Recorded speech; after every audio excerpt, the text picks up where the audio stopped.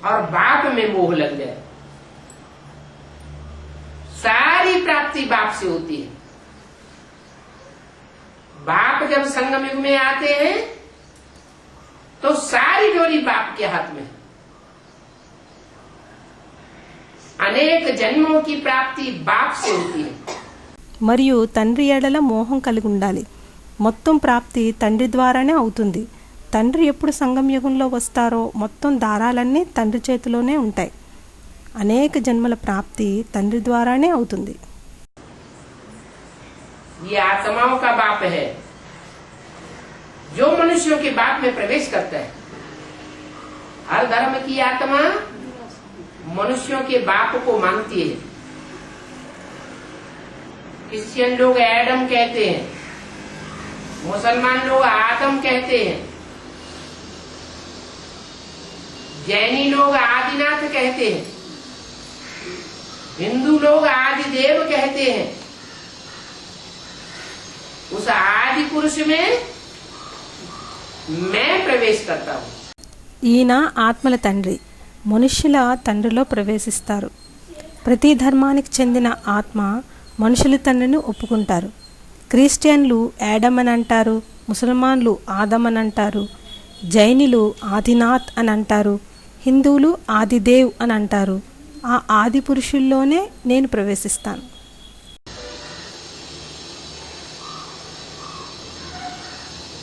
अंतर क्या है? जिसमें प्रवेश करता हूं वो अनेक जन्म लेता है और मैं जन्म मरण के चक्र में नहीं आता हूं।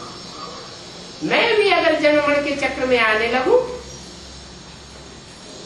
तो इस दुनिया का उद्धार करने वाला कोई नहीं। తేడా ఏమిటి? ఎవరిలో ప్రవేశిస్తానో ఆయన అనేక జన్మలు తీసుకుంటారు మరియు నేను జనమరణాల చక్రంలోకి రాను. నేను కూడా ఒకవేళ జనమరణాల చక్రంలోకి వస్తే ఈ ప్రపంచాన్ని ఉద్ధరించే వారెవరూ ఉండరు. इसलिए मैं एक तुरीय आत्मा हूं और सब आत्माएं भोगी हैं, मैं अभोक्ता हूं। बल शरीर में प्रवेश करता हूं, बच्चों के साथ खाता हूं, पीता हूं, रहता हूं, खेलता हूं, सब कर्म बच्चों के साथ करता हूं, लेकिन कोई चीज में आसक्ति नहीं होती. కాబట్టి నేను ఒక అతీతమైన ఆత్మను మరియు ఇతర ఆత్మలందరూ భుజించేవారు. నేను భుజించేవాడిని కాను. భలే శరీరంలో ప్రవేశిస్తాను, పిల్లలతో పాటు తింటాను, తాగుతాను, ఉంటాను, ఆడతాను, అన్ని కర్మలు పిల్లల తోడులో చేస్తాను, కానీ ఏ వస్తువులోనూ ఆసక్తి ఉండదు. बच्चों को संग का रंग लगता है। कौन से बच्चों को? जो भी आत्मा रूपी बच्चे हैं उनको संग का रंग लगता है, मेरे को कोई संग का रंग नहीं लगता. పిల్లలకు సాంగత్యపు రంగు పడుతుంది. ఇటువంటి పిల్లలకు, ఎవరైతే ఆత్మారూపీ పిల్లలు ఉన్నారో వారికి సాంగత్యపు రంగు పడుతుంది. నాకు ఎటువంటి సాంగత్యపు రంగు అంటదు. चाहे बड़े से बड़े धर्म पिताएं आए हो, इब्राहिम आए हो, बुद्ध आए हो, क्राइस्ट आए हो, गुरु नानक आए हो, सबको इस दुनिया में संग का रंग लगता है. संग का रंग लगने से नीचे गिरते हैं और उनके फॉलोअर्स भी नीचे गिर पड़ते हैं. పెద్ద పెద్ద ధర్మపితలు వచ్చారు, ఇబ్రహీం వచ్చారు, బుద్ధుడు వచ్చారు, క్రైస్ట్ వచ్చారు, గురునానక్ వచ్చారు. అందరికీ ఈ ప్రపంచంలో సాంగత్యపు రంగు పడుతుంది. సాంగత్యపు రంగు పడటం వల్ల కిందకి పడిపోతారు మరియు వారి ఫాలోవర్స్ కూడా కిందకి పడిపోతారు. मेरे को संग का रंग नहीं लगता, इसलिए कहता हूं कि मेरे को याद करो तो तुम नर से नारायण जैसे बन जाओगे, मनुष्य से देवता जैसे बन जाओगे. ये बहुत महीन बातें हैं. నాకు సాంగత్యపు రంగు పడదు, అందుకే అంటున్నాను నన్ను యాడ్ చేయండి అని.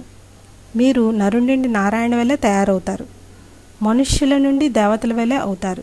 ఇవి చాలా సూక్ష్మమైన విషయాలు. मोटी बुद्धि वाले इन बातों को नहीं समझ सकते क्या? जिन आत्माओं ने पूरे 84 जन्म लिए हैं, जो आत्मिक स्थिति में स्थित होने वाली है पुरुषार्थ करके, उनकी बुद्धि में ये बातें बैठती। మందబుద్ధి వారు ఈ విషయాలు అర్థం చేసుకోలేరు.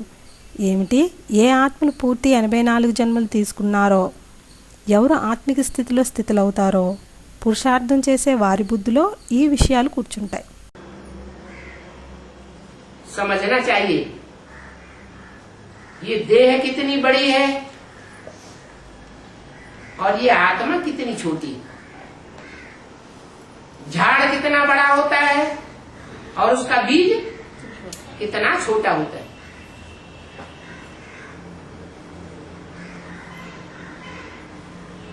हर एक बीज में अपना अपना संस्कार भरा हुआ होता है. అర్థం చేసుకోవాలి, ఈ దేహం ఎంత పెద్దది, ఈ ఆత్మ ఎంత చిన్నది, వృక్షం ఎంత పెద్దదిగా ఉంటుంది మరియు దాని బీజం ఎంత చిన్నదిగా ఉంటుంది. ప్రతి ఒక్క బీజంలో వారి వారి సంస్కారం నిండి ఉంటుంది.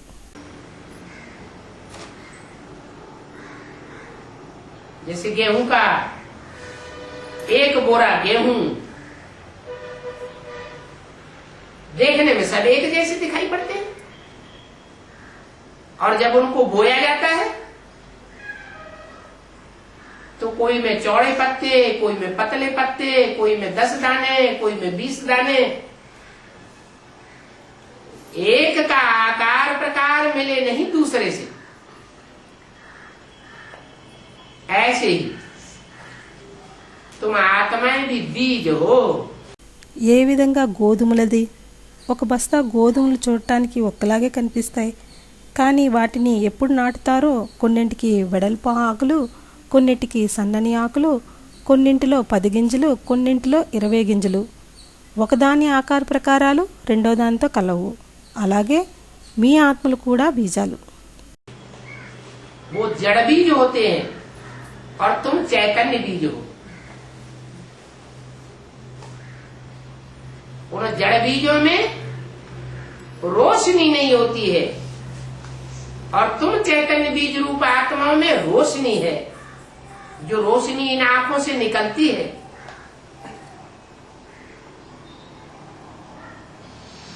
कोई की आंखों से बहुत तेज निकलता है तो समझा जाता है ये पावरफुल आत्मा है. ఆ జడ బీజాలు ఉంటాయి, మరి మీరు చైతన్య బీజాలు. ఆ జడ బీజాల్లో ప్రకాశం ఉండదు మరియు మీ చైతన్య బీజరూపి ఆత్మల్లో ప్రకాశం ఉంటుంది. ఆ ప్రకాశం ఈ కళ్ళ ద్వారా వెలువడుతుంది. కొందరి కళ్ళ నుండి చాలా తేజం ప్రసరిస్తుంది. అప్పుడు అర్థం చేసుకోవాలి వీరు శక్తివంతమైన ఆత్మలని. अभी मैं पावर भरने के लिए आया हुआ हूं. जितना मेरे को याद करेंगे तुम पावरफुल बनते जाओगे. तो ये अविनाशी आत्मा कितनी छोटी है. ये आत्मा कभी विनाश होने वाली नहीं है. ఇప్పుడు నేను శక్తిని నింపటానికి వచ్చాను. ఎంతగా నన్ను జ్ఞాపకం చేసుకుంటే మీరు శక్తివంతంగా అవుతూ ఉంటారు. కాబట్టి ఈ అవినాశి ఆత్మ ఎంత చిన్నది, ఈ ఆత్మ ఎన్నడూ వినాశనం కాదు.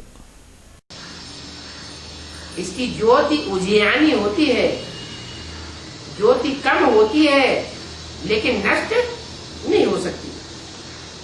इस आत्मा में कितना पार्ट भरा हुआ है. 84 के चक्र का सारा पार्ट आत्मा में भरा हुआ है. దీని జ్యోతి తగ్గుతూ ఉంటుంది. జ్యోతి మినుకు మినుకుమంటూ ఉంటుంది, కానీ పూర్తిగా ఆరిపోదు. ఈ ఆత్మలో ఎంత పాత్ర నిండి ఉన్నది, 84 చక్రం యొక్క మొత్తం పాత్ర ఆత్మలో నిండి ఉన్నది. कितना जन्म बाई जन्म पार्ट बजाती आती है और वो पार्ट विनाश भी नहीं हो सकता. जो भी जन्म बाई जन्म का पार्ट भरा हुआ है वो कभी विनाश नहीं होता है. न आत्मा विनाश होती, न उसमें भरा हुआ पार्ट विनाश होता है. शास्त्रों में कोई ये बातें नहीं लिखी हुई. ఎంతగా జన్మ తర్వాత జన్మ పాత్ర చేస్తూ వస్తుంది మరియు ఆ పాత్ర వినాశనం కూడా కాదు. ఏదైతే జన్మ తర్వాత జన్మ యొక్క పాత్ర నిండి ఉన్నదో అది ఎన్నడూ వినాశనం కాదు. ఆత్మ వినాశనం కాదు, అందులో నిండి ఉన్న పాత్ర వినాశనం కాదు. శాస్త్రాల్లో ఈ విషయాలు ఏవీ రాసిలేవు. बाप समझाते हैं उन शास्त्रवादियों की है विपरीत बुद्धि.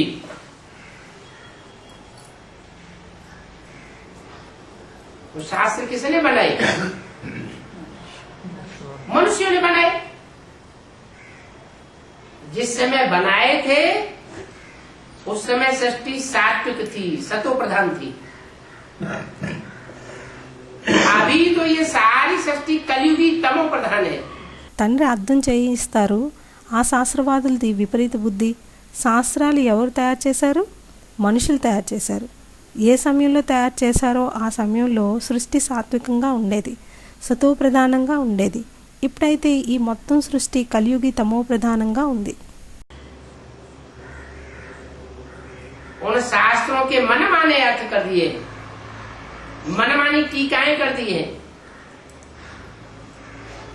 इसलिए शास्त्रों का सही अर्थ ही बिगड़ गया.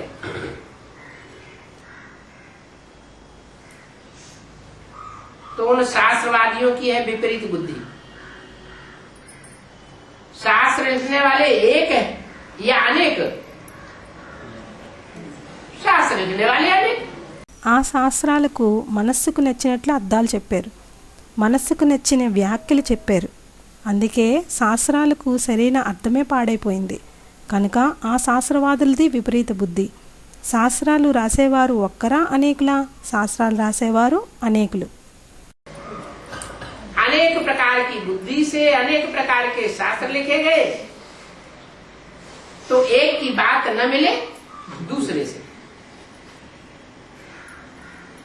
तो उन सबकी है बाप से विपरीत बुद्धि.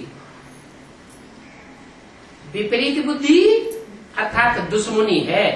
అనేక రకాల బుద్ధితో అనేక రకాల శాస్త్రాలు రాయబడినవి. అయితే ఒకరి మాట రెండో వారితో కలవదు. వారందరిది తండ్రి ఎడల విపరీత బుద్ధి. విపరీత బుద్ధి అనగా శత్రుత్వం. मनुष्य मनुष्य का गुरु बन करके मनुष्यों को नीचे गिराता है. भगवान आते हैं तो मनुष्य को देवता बनाते हैं. మనుష్యులు మనుష్యులకు గురువులై మనుష్యులను కిందకు పడేస్తూ వచ్చారు. భగవంతుడు వచ్చి మనుష్యులను దేవతలుగా మారుస్తారు. इस नरक की दुनिया को स्वर्ग बनाने का काम कोई मनुष्य मात्र नहीं कर सकता. कोई भी बड़े से बड़े क्यों न हुए हों, बड़ी बड़ी महिमा वाले क्यों न हुए हों, दुनिया की बड़ी थी बड़ी जनरेशन के मुखिया बन करके क्यों न रहे हो. जैसे क्राइस्ट है, क्राइस्ट के 100-150 करोड़ से ऊपर फॉलोअर्स है. ఈ నరకపు ప్రపంచాన్ని స్వర్గంగా చేసే పని ఏ మనుష్య మాత్రలు చేయలేరు. ఎవరైనా ఎంత పెద్ద పెద్దవారైనా సరే, గొప్ప గొప్ప మహిమలు కలవారైనా సరే, ప్రపంచంలో చాలా గొప్ప వంశానికి యజమాని అయి ఉన్నా సరే, ఏ విధంగా క్రైస్ట్ ఉన్నారు? క్రైస్ట్కు 100-150 కోట్ల కన్నా ఎక్కువ మంది ఫాలోవర్స్ ఉన్నారు. वो क्राइस्ट भी जिसके इतने बड़ी तादाद में दुनिया में फॉलोअर्स हैं, वो भी इस सृष्टि पर आकर के नीचे गिरता गया और अपने फॉलोअर्स को भी नीचे गिराता गया. सब नीचे गिरते हैं. ఆ క్రైస్ట్ కూడా ఎంత ఎక్కువ సంఖ్యలో ప్రపంచంలో ఫాలోవర్స్ ఉన్నారు. ఆయన కూడా ఈ సృష్టిపైకి వచ్చి కిందకు పడిపోయారు మరియు తన ఫాలోవర్స్ని కూడా కిందకు పడవేశారు. అందరూ కిందకు పడిపోతారు. ऊपर जाने का रास्ता किसी को मालूम ही नहीं. मैं ही आकर के बताता हूं कि तुम शांति धाम के वासी थे, तुम देह नहीं हो, तुम तो आत्मा हो. आत्मलोक में तुम्हें वापस जाना है. ये 5 तत्वों की दुनिया को अब छोड़ना है, क्योंकि ये 5 तत्वों की दुनिया तामसी बन गई.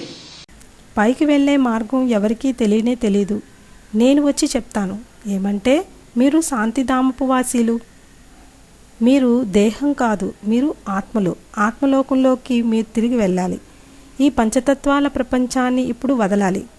ఎందుకనగా ఈ పంచతత్వాల ప్రపంచం తామసి అయిపోయింది. इसका विनाश अब अवश्यम भावी है। ऐसा भावी को कोई टाल नहीं सकता। इसलिए शंकर को निमित्त बनाया हुआ है। इस बात के लिए शंकर द्वारा विनाश, ब्रह्मा द्वारा स्थापना, शंकर द्वारा विनाश और विष्णु द्वारा पालना गाई हुई। దీని వినాశనం ఇప్పుడు తప్పనిసరిగా జరుగుతుంది. ఈ భవిష్యత్తుని ఎవరూ తప్పించలేరు. అందుకోసమే శంకరుని నిమిత్తం చేశారు. ఏ విషయానికి? శంకరుని ద్వారా వినాశనం, బ్రహ్మ ద్వారా స్థాపన. శంకరుని ద్వారా వినాశనం మరియు విష్ణు ద్వారా పాలన అని గాయన ఉన్నది. इस समय की बातें हैं। शंकर का नाम लेते हैं तो कहते हैं हर हर बम बम। ये बम बम का शब्द क्यों जुड़ा हुआ है? जरूर जब आते हैं तो इस सृष्टि पर बम बनाए जाते हैं। इस दुनिया का विनाश करने के लिए बम चाहिए। ఇవి ఈ సమయం యొక్క విషయాలు. శంకరుని పేరు తీసుకుంటూ అంటారు అర్హర బంబం అని. ఈ బాంబ్ అనే శబ్దం ఎందుకు జోడించారు? తప్పకుండా ఎప్పుడు వస్తారో ఈ సృష్టిపైకి బాంబులు తయారవుతాయి. ఈ ప్రపంచాన్ని వినాశనం చేయటానికి బాంబులు కావాలి. आज से 70 साल पहले तो लोगों की बुद्धि में एटम बम का नाम निशान भी नहीं था। भगवान आते हैं तो पुरानी दुनिया के विनाश की सामग्री भी तैयार कराते हैं और नई दुनिया की स्थापना के लिए नया ज्ञान आकर के सुनाते हैं। ఈనాటికి 70 సంవత్సరాల ముందు జనుల బుద్ధిలో యాటం బాంబు పేరు గుర్తులే లేవు. భగవంతుడు వస్తారు, అయితే పాత ప్రపంచం వినాశనం చేసే సామాగ్రిని కూడా తయారు చేయిస్తారు మరియు కొత్త ప్రపంచం స్థాపన కోసం కొత్త జ్ఞానం వచ్చి వినిపిస్తారు. ये नया ज्ञान किसी की बुद्धि में होता नहीं। सबकी बुद्धि में वही शास्त्रों का पुराना ज्ञान। परमात्मा सर्वव्यापी है। बाप कहते हैं मैं सर्वव्यापी कैसे हो सकता? मैं तो एक व्यापी है बन करके ज्ञान सुनाता हूँ। ఈ కొత్త జ్ఞానం ఎవరి బుద్ధిలోని ఉండదు, అందరి బుద్ధిలోనూ అవే శాస్త్రాల పాత జ్ఞానమే. పరమాత్మ సర్వవ్యాపి అని ఉంటుంది. తండ్రి అంటున్నారు, నేను సర్వవ్యాపిని ఎలా కాగలను? నేనైతే ఒక్క వ్యాపినై జ్ఞానం వినిపిస్తాను. एक व्यापी बनूं तब तो गीता ज्ञान सुनाऊं। सर्वव्यापी बनूंगा तो गीता ज्ञान कैसे सुनाऊंगा?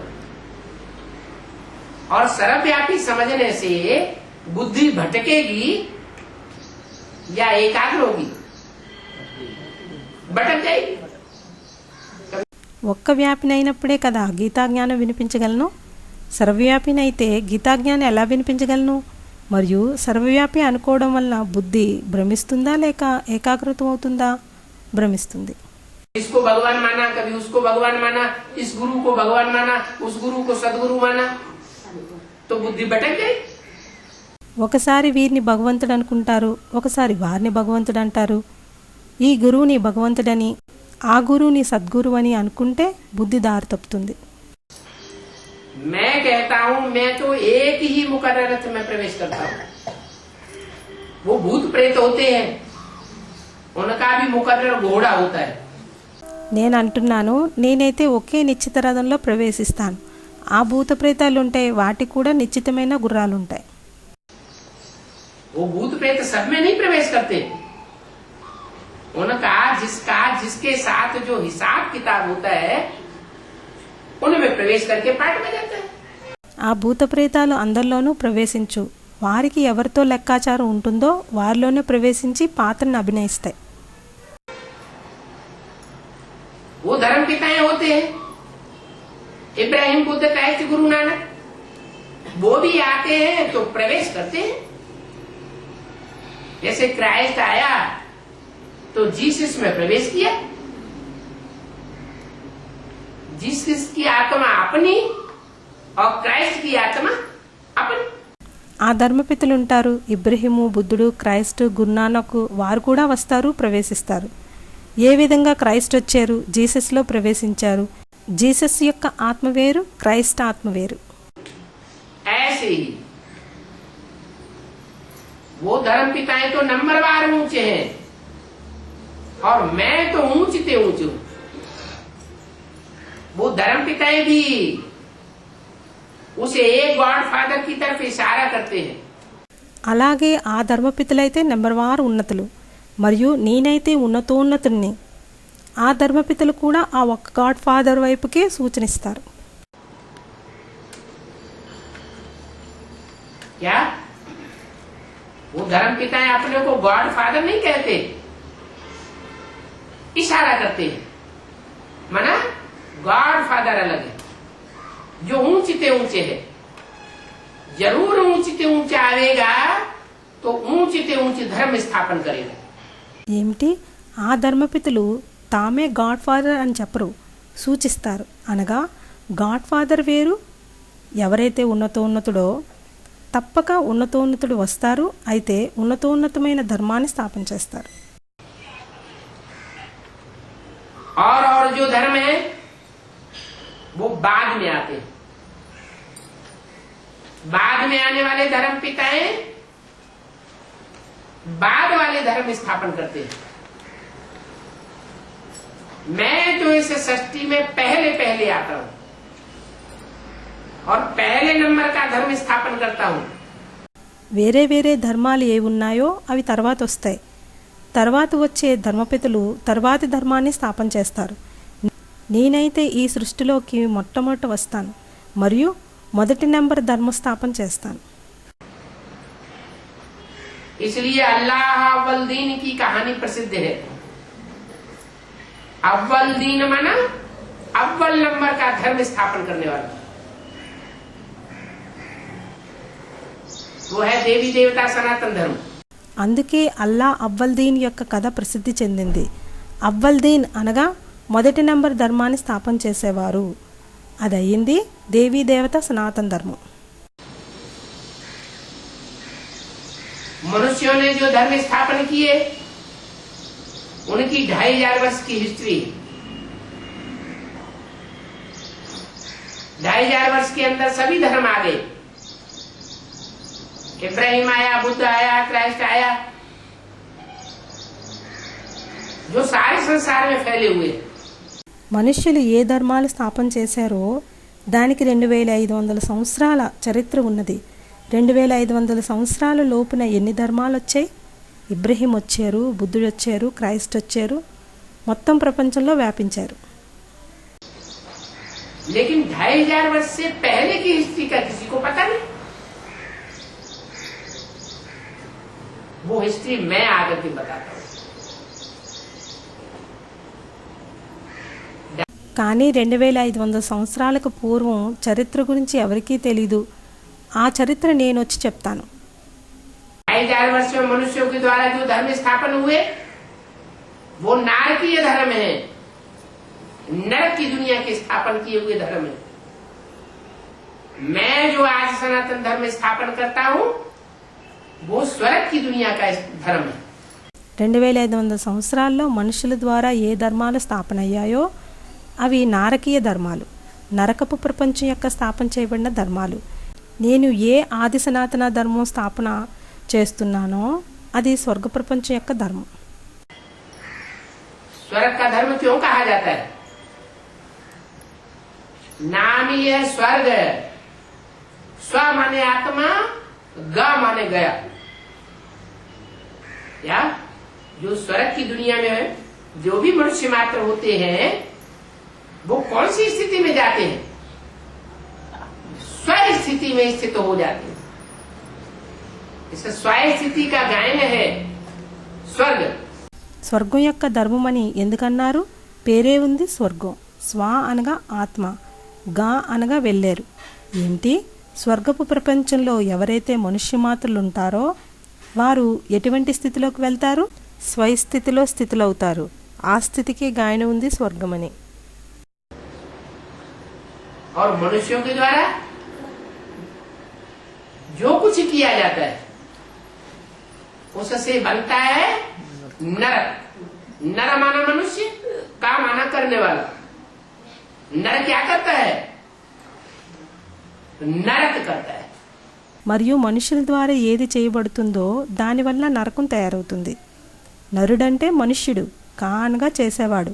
నరుడేం చేస్తాడు? నరకం చేస్తాడు.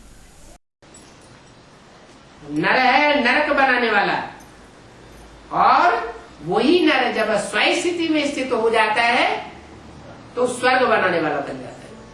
నరుడయ్యాడు నరకం తయారు చేసేవాడు. మరియు ఆ నరుడే ఎప్పుడు స్వస్థితిలో స్థితులవుతాడో అప్పుడు స్వర్గం తయారు చేసేవాడు అవుతాడు. तो स्वस्थिति से है स्वर्ग और परिस्थिति से है नरक। पर है शरीर देह, आत्मा है स्व। तो आत्मा को पहचानना और आत्म की स्थिति में स्थित होना।